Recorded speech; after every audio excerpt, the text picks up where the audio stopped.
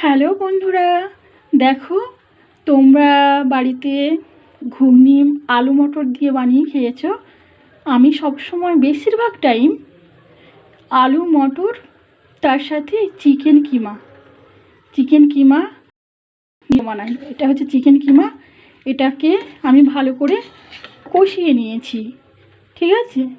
ভালো করে যেমন চিকেন বানায় সেইভাবে আদা রসুন এইসব দিয়ে ভালো করে কষিয়ে নিয়েছি, দেখতে পাচ্ছ।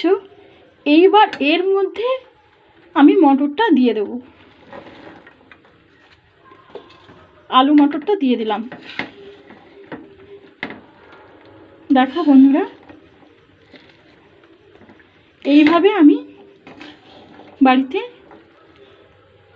ঘুগনি বানাই। তো বন্ধুরা, কেমন হয়েছে তোমরা বলবে, আর বাড়িতে এইভাবে তোমরা একবার বানিয়ে খাবে, কেমন লাগে দেখবে।